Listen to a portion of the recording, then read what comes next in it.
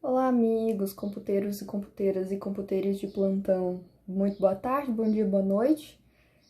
Aqui quem fala mais uma vez é a Duda, a Dudinha Gema Please, né? Como vocês devem ler nas thumbnails, eu acho. Estou aqui mais uma vez tentando a duras penas finalizar a maldita matéria de laboratório de circuitos lógicos. Então, estamos aqui mais uma vez convoscos,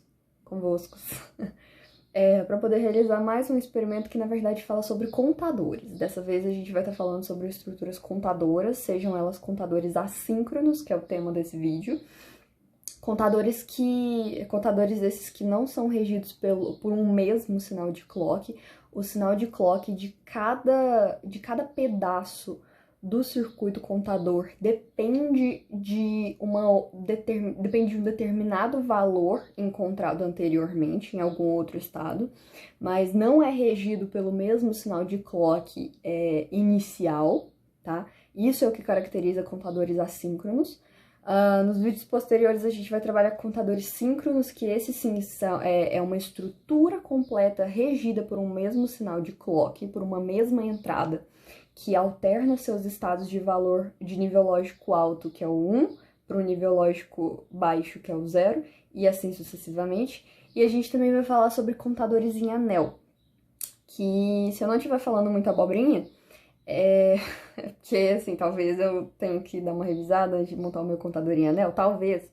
Mas se eu não estiver falando muita abobrinha, contadores em anel são contadores, são circuitos contadores, tais como o assíncrono e o síncrono, só que eles seguem não necessariamente uma ordem, uma ordem unitária, eles não seguem necessariamente uma sequência unitária, eles são caracterizados por estados diversos determinados pelo programador, tá?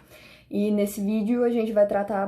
Deu 2 minutos de introdução, meu Deus do céu. Nesse vídeo a gente vai tratar sobre contadores assíncronos, que, como eu disse agora mesmo, são circuitos que não são regidos pela mesma entrada clock, pelo mesmo sinal de clock, tá?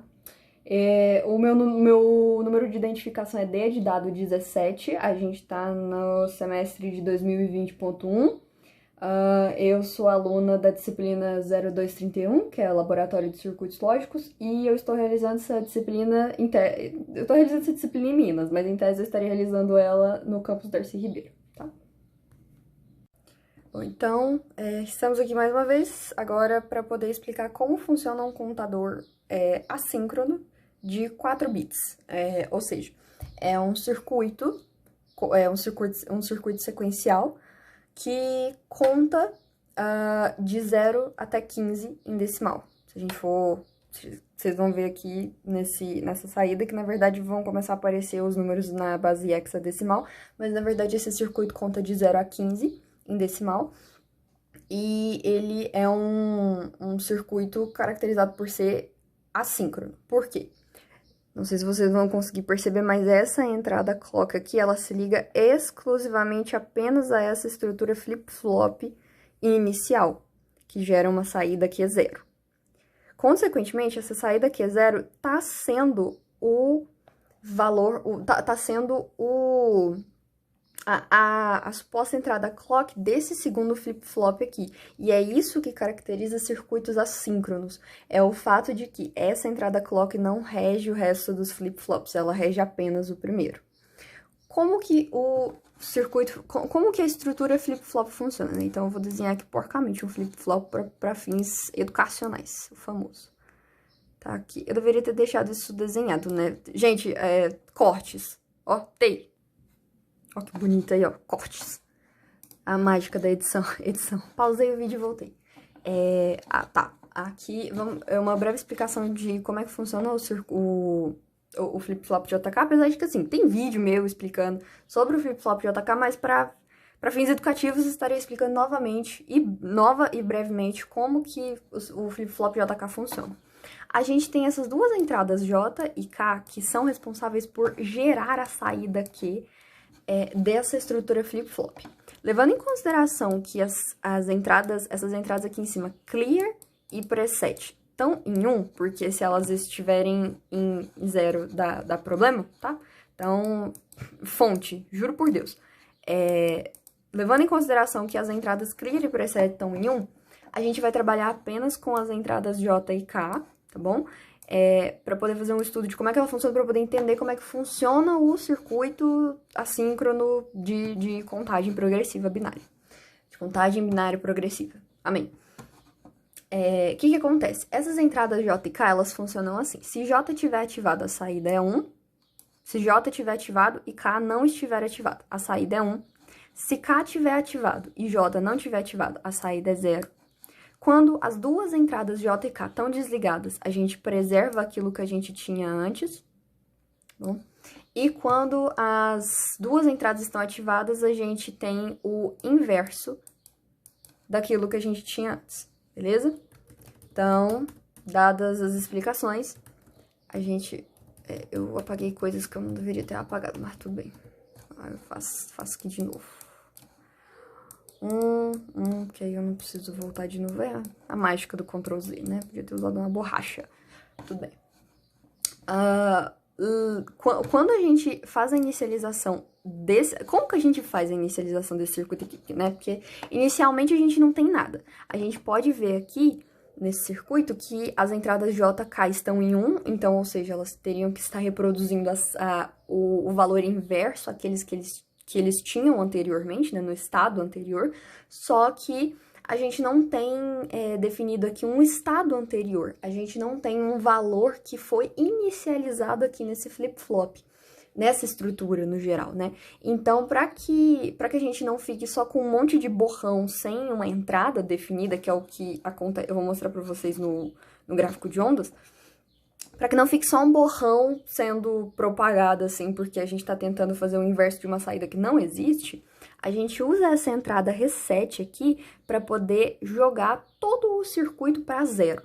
Toda vez que essa chave liga e desliga, ela joga a saída Q para 0, ela joga como se ela caracterizasse essa estrutura em 0, e, consequentemente, quando houver uma borda de subida nessa entrada clock, uma borda de subida em tese, tá? Porque a gente tem aqui uma leve porta NOT aqui, porque eu não sei, porque tá no nosso experimento, tá?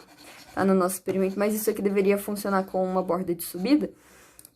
Na verdade, deveria funcionar com a borda de descida mesmo, eu que tô falando abobrinha. Mas não ia fazer diferença eu usar, por exemplo, JKNet. Enfim, reaproveitamento de relatório, tá? Reaproveitamento de relatório. Essa aí já não é mais culpa minha. Mas toda vez que a gente tem uma mudança de estado, no momento da mudança de estado da entrada clock, a gente agora tem um valor a mudar, entendeu? A gente agora tem um valor para poder caracterizar a saída como a inversa, que é o que acontece quando as entradas J e K estão no nível lógico 1, que é o que acontece com todos os 4 flip-flops que a gente tem aqui, certo? Então, vamos levar em consideração que essa saída era 0, porque é isso que a chave reset faz, ela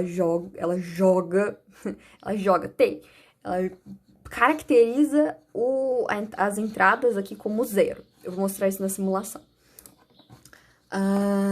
Já que a entrada era 0, quando houver uma mudança, no momento em que tem mudança de estado da entrada clock, por definição, as entradas J e K que estão ativadas, né, elas estão em nível lógico 1, elas vão caracterizar a saída Q como o valor inverso do que eu tinha. Então, se eu tinha 0, agora eu vou ter 1. Certo? E, coincidentemente, o que acontece? Essa entrada 1 aqui, tá, temos 1 aqui. Então, esse 1, como vocês podem ver aqui por esse, essa cobrinha aqui, ok?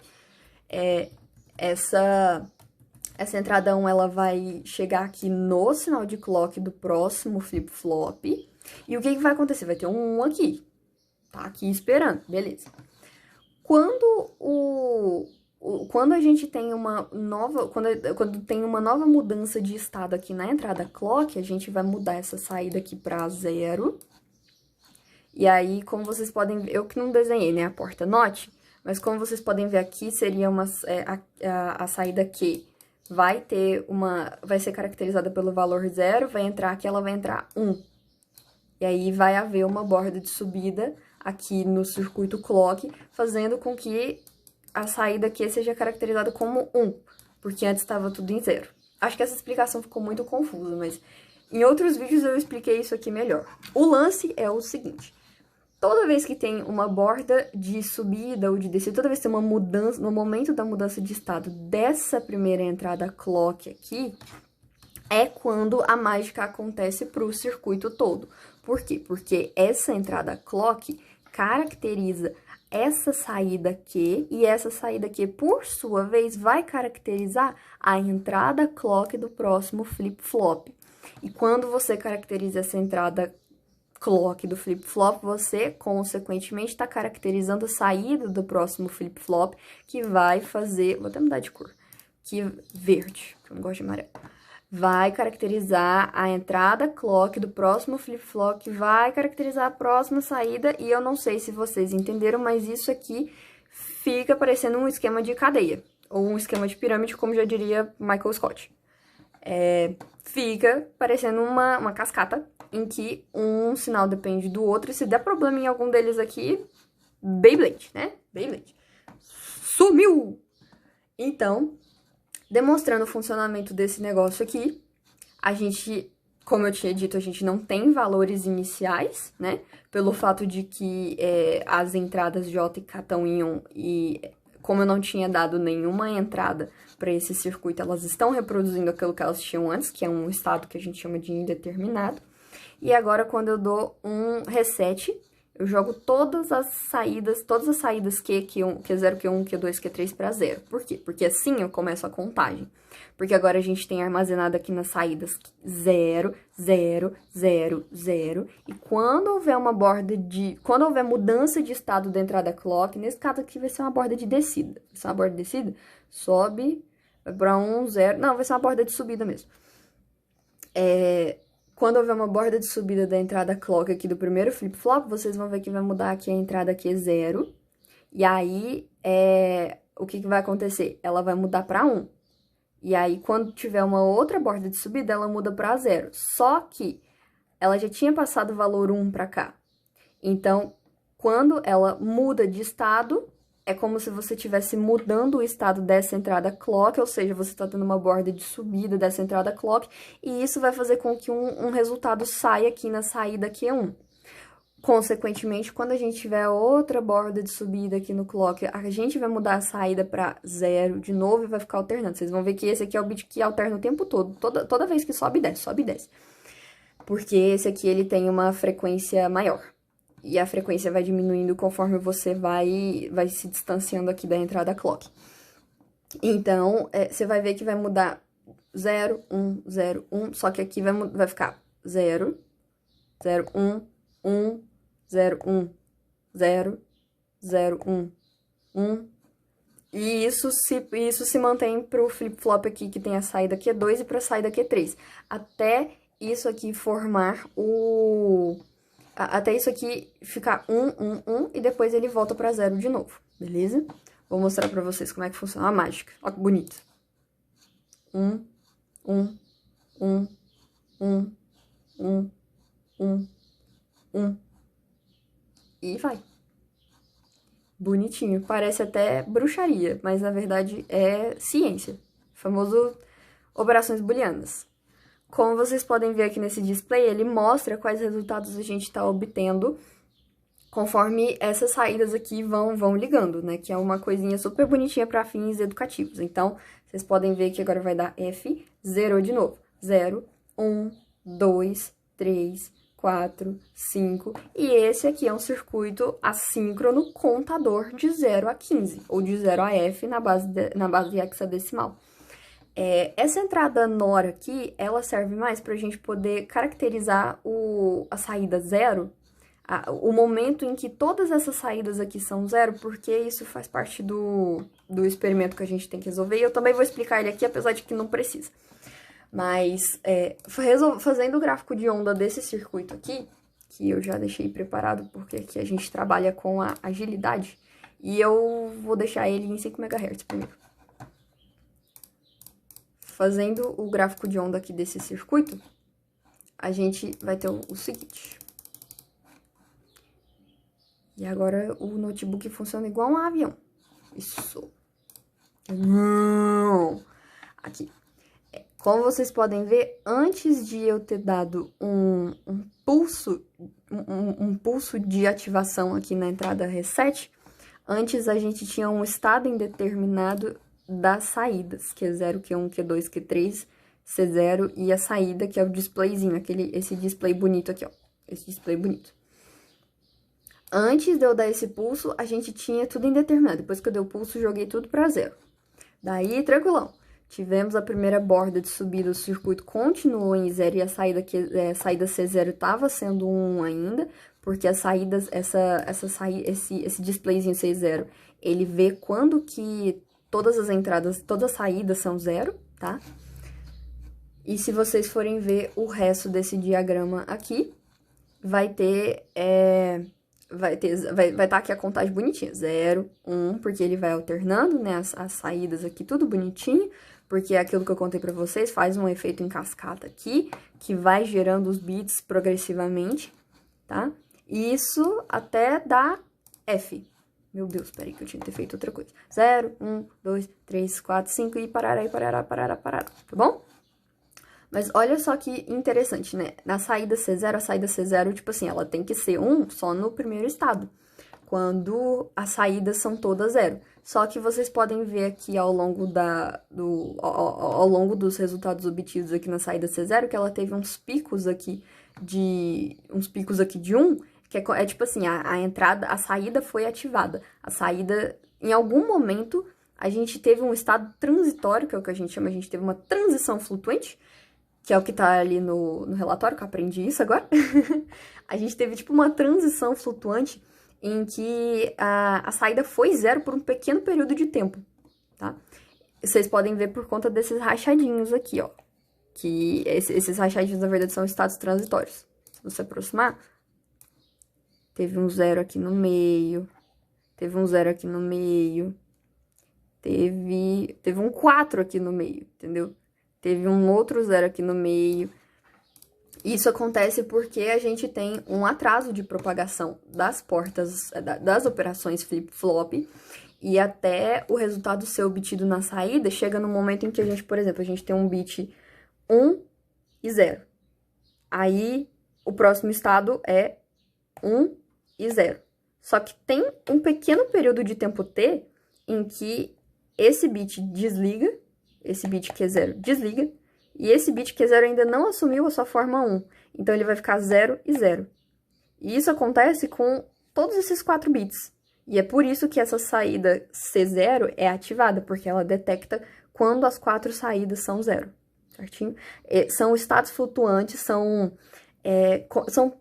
pequenos erros, pequenos erros lógicos que são caracterizados por conta desse atraso de propagação de valores de resultados das operações flip-flops, dessas operações que são caracterizadas como circuitos sequenciais, porque vocês já devem ter visto em vídeos anteriores, se alguém acompanha esse canal do jeito que eu tô imaginando, que circuitos sequenciais, na verdade, é um monte de porta NAND ou porta OR aqui, que tem um determinado tempo, portas lógicas têm um determinado tempo para poder propagar tensão.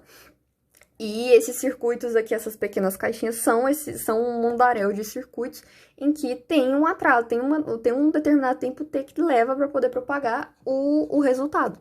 Então, tem um pequeno período de tempo T em que todas as saídas são 0, ainda que a gente não esteja no estado 0000, certinho?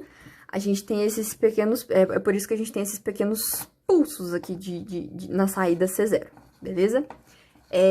Eu vou rapidamente explicar, apesar de que não precisa, mas eu vou rapidamente explicar sobre como que o circuito funciona em 52 MHz.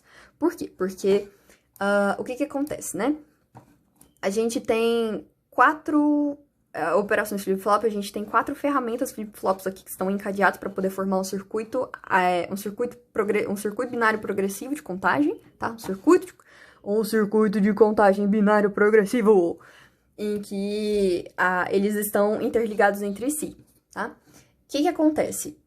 Esse circuito aqui, eu acabei de falar pra vocês, tem ele tem momentos aqui em que ele tem um erro, em que ele apresenta um erro lógico de apresentação da saída, ele apresenta um erro lógico na saída, por conta desse atraso de propagação de cada operação flip-flop, certo?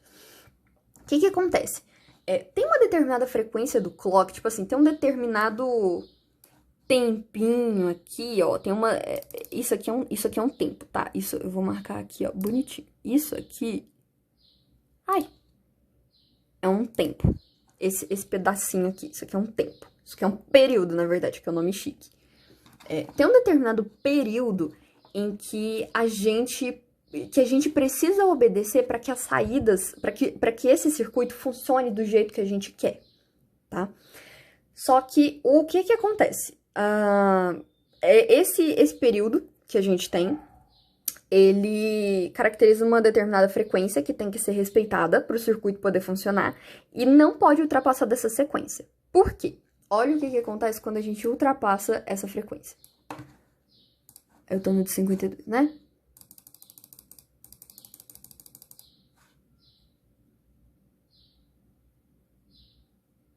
Aí agora ele vai rodar com toda a lentidão do Leeds, porque, né?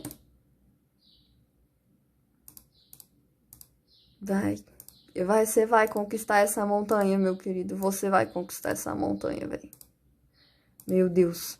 Beleza, estamos aqui, estamos presentes, estamos convosco. A gente consegue ver aqui que para um flip-flop de entrada de clock funcionando com uma frequência que excede a frequência estipulada para um circuito desses aqui. Eu tô explicando tudo isso no meu relatório, tá? Mas isso aqui já é pra fins de entretenimento, só pra... Monitor, por favor, leve em consideração que eu entendi, por mais que o relatório esteja mal escrito. Vocês conseguem ver aqui na saída que ela não segue necessariamente um padrão. Ela vem 0, 1, 0 de verdade. Isso aqui é apresentado no display. 0 por um longo período de tempo, por mais que sejam nanosegundos, ainda são segundos contáveis, né? Não é como se fosse um pico segundo, é um nanosegundo, que é um pouquinho maior. E vai para 2, 3, 2, 0, 5, 4, 6, 7 e vai piorando. Volta para 6, vai para 4, vem para 1, quando já tá lá na frente, 9, 8, A, B, A, 8D, C, E e F, tá? Então, assim, o bagulho fica louco. Por quê? Porque você tem um determinado período de tempo aqui, nessas alternações da entrada clock, em que você tá levando em consideração não só o tempo de setup da saída que você quer, né? Eu expliquei no meu último vídeo a respeito de tempo de setup, e quando você respeita a frequência estipulada para esses tipos de circuitos, você está respeitando o tempo de setup, fazendo com que o circuito seja caracterizado... Eu tô mexendo na tela, não deveria. Fazendo com que o circuito... Perdão, gente. Fazendo com que o circuito seja caracterizado com o valor que você quer. Só que quando você não respeita esse tempo de setup, que é o que está acontecendo aqui, a gente tem um pequeno período de tempo que não... É como se ele não desse tempo das saídas serem caracterizadas, que é o que acontece aqui, que é o que acontece aqui, aqui, como vocês podem ver que muda antes ou muda depois, entendeu? Da borda de subida. Quando esse tempo não é respeitado, ele é como se ele captasse resultados que não deveriam ser captados e, consequentemente, ele vai gerar saídas erradas, como vocês acabaram de ver. Tá bom? Então, tem uma determinada frequência do clock para circuitos assíncronos. Circuitos síncronos suportam uma frequênciazinha maior, eu vou explicar isso nos próximos vídeos. Mas tem uma determinada frequência, é uma frequência que ela é caracterizada como máxima, é a frequência máxima que esse circuito suporta. E ela tem que ser respeitada, porque se ela não for respeitada, o seu circuito vai apresentar resultados que você não quer. E isso pode, ocasionalmente acarretar é muito redundante, né? Porra, véi. Isso pode acarretar em resultados, em erros de processamento de uma estrutura muito maior, fazendo com que o seu projeto final não funcione. Que é provavelmente o que vai acontecer no meu trabalho final. KKKKKK. Bom? Então, eu acho que esse vídeo ficou muito longo, eu já expliquei mais coisa do que eu deveria ter explicado, pra falar a verdade, porque o vídeo era pra ser muito simples, só explicando como é que o caralho do flip-flop funciona. Eu acho que o monitor já não deve mais estar vendo esse vídeo, mas se tiver, escreve, sei lá, DAC macro aqui nos comentários. E é isso que eu tinha pra explicar a respeito de circuitos assíncronos. Um beijo, fiquem bem, bebam água, tá? Não esqueça de beber água. E até!